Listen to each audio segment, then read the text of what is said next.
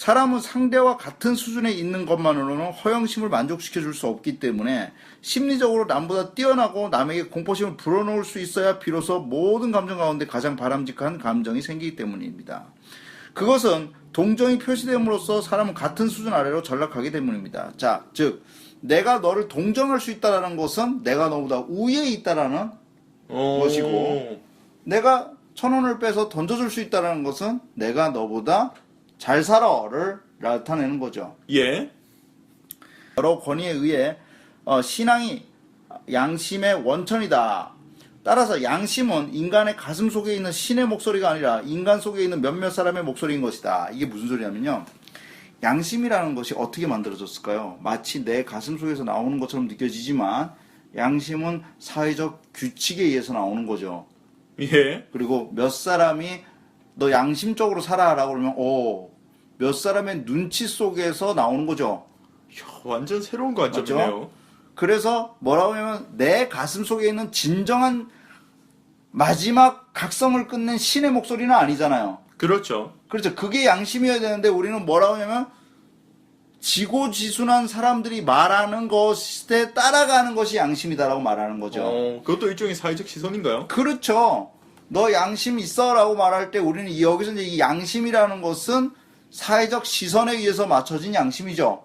예. 그래서 프리드리히 니체는 그걸 나쁜 것이다 이렇게 얘기하죠.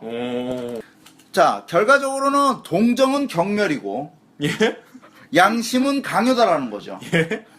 이해되죠? 다시 갑니다. 동정은 경멸이에요. 경멸.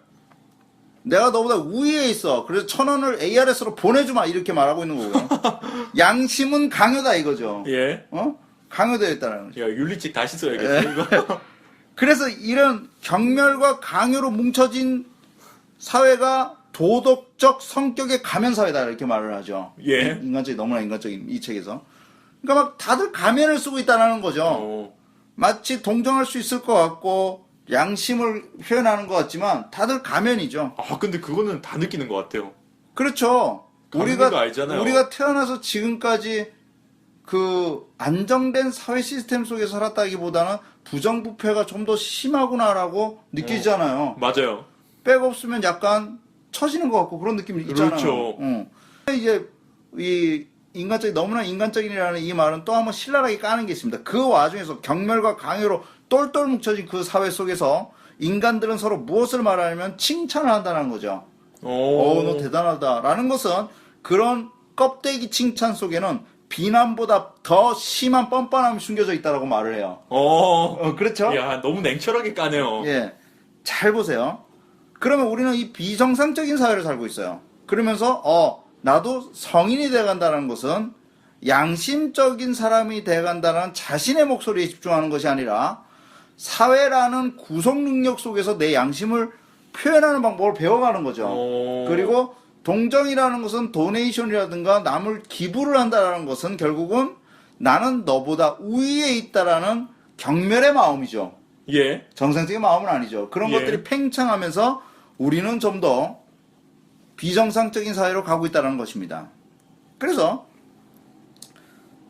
프리드리히 니체는 이 책에서 말미에 이런 말을 합니다. 해결 방안으로 만일 사람이 자기의 삶의 이유인 왜를 알고 있다면 why 예. 그는 거의 모든 과정에서 어떻게를 알 수 있을 것이다.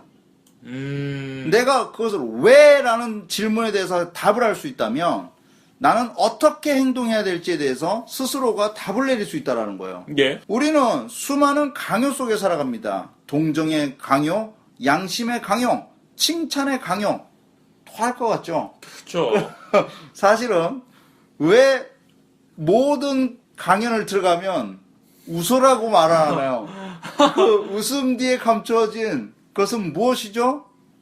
내 입에 밥 한 숟갈 더 넣고 싶어라는 거잖아요. 그렇죠. 거기도 경멸과 강요가 깔린 거죠. 엄청나죠? 그렇죠. 그러면 웃지 않을 권리도 당신에게 있고 동정하지 않을 권리도 당신에게 있고 타인의 양심이 아니라 내 자신이 가지고 있는 각성이 끝난 내 가운데 있는 신에게 양심의 고백을 할 수 있는 권리도 당신에게 있습니다. 아침놀에서 전쟁을 선포했어요. 싸워야 할 대상은 도덕이라 했어요. 도덕은 아무리 공부해도 내 인생을 얘기하지는 않아요. 도덕은 항상 상대방을 주시하게 해요. 청개구리를 한번 연상해 보세요. 거기에는 우리 민족의 도덕이 있는데 어떻게 살으라라는 게 거기 있지만 엄마가 걱정하는 것은 얘가 사회에 나가 잘 살까? 친구들하고 잘 어울릴까? 풍수지리설에 의해서 부모님을 묘지를 잘 쓸까? 등등등. 청개구리 자체에 대한, 개인에 대한 어떤 힌트도 주지 않았어요. 모든 교훈적인 것은 민족과 국가와 사회성, 이런 것에 집중되어 있단 말이에요. 아무리 공부를 해도 내가 보이지 않는다면 그 공부는 어떻게 보면 쓸모없는 공부예요. 한평생을 살아서 죽음을 앞두고 있을 때, 아, 내가 사회에 공헌을 했구나. 물론 그런 마음도 좋겠지만, 아, 내가 이런 사람이었구나. 내 인생은 이런 거였구나. 나의 운명은 이런 거였구나. 니체는 바로 이러한 개인적인 삶에 나 자신의 인간성에 대한 가치관에 주력을 해요. 신성이 아니라 인간성. 한 번 실수가 인생을 망칠 수도 있어요. 니체의 허무주의 철학은요, 정말 가혹한, 혹독한 훈련을 시킬 거예요. 어떠한 희망도 가지지 못하게 할 거예요. 어느 누구도 내 편에 서 있지 않다고 가르쳐 줄 거예요. 네 곁에는 하나님이 있는 게 아니라, 임마누엘의 하나님이 있는 게 아니라 네 곁에는 대양이 있다라는 걸 알려줄 거예요. 네 곁에는 사막이 있다라는 걸 알려줄 거예요. 너는 허공에 있다. 넌 이제 날아야 할 존재야. 이제는 너는 날개를 펼쳐야 할 존재야. 너는 이제 바람을 이용할 줄 아는 지혜를 가져야 할 존재야. 썰물, 밀물 계속 왔다가 가줘야 돼요. 영원 회귀 사상이라고도 하는데 똑같은 것이 계속 와고 와주고 떠날 거예요. 도대체 시란 무엇인가? 시는 비유. 정말 니체 책을 읽으면서 힘든 게 비유예요. 바다가 나오고 사막이 나오고 그러면 이게 도대체 뭘까? 알바트로스가 나오고 바람이 등장하고 고독이 등장하고. 철학서에 칸트나 헤겔 철학을 읽어보세요. 고독이란 말 등장하는가? 도대체 철학이 도대체 뭘까라는 질문에 니체는 아주 혁명적인 용어들을 막 쏟아내고 있어요. 어떤 분은 제 수업을 한두 번 듣다가 이런 질문 하셨어요.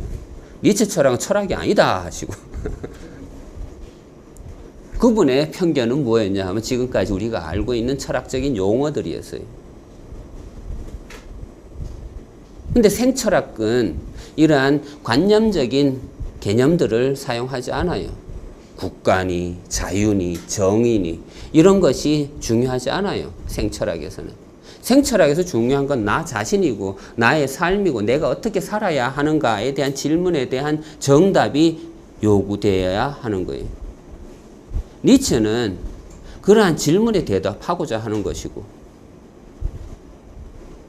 그런데 이러한 니체의 철학이 처음부터 니체였냐? 아니에요. 우리 인간은 다 스승이 있잖아요. 스승이 바로 쇼펜하우어였고, 직접 만난 것도 아니에요. 그냥 책을 읽다가 헌책방에서 책장을 하나 딱 넘겼는데 귀신의 소리를 들어요. 이 책을 집으로 갖고 가라. 대학생.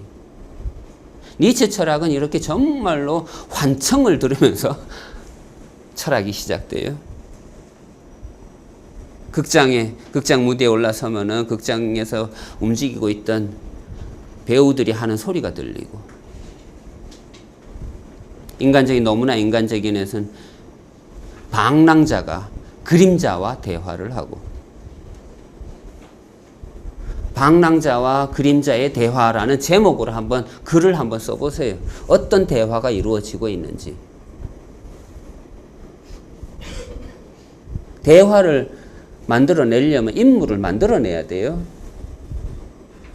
그런데 그림자가 하는 말과 방랑자가 하는 말이 도대체 어떤 인물인지, 만약에 희곡을 쓴다 하면은 도대체 어떤 성격을 부여해야 할지 고민을 한번 해보세요. 그러다가 인간적인, 너무나 인간적인을 읽어보세요. 그러면은, 아, 이게 전부가 그냥 자기 독백이구나. 자기 안에서 질문을 만들어내고, 자기 안에서 답을 찾고. 칸트는 해결은 아니었어요.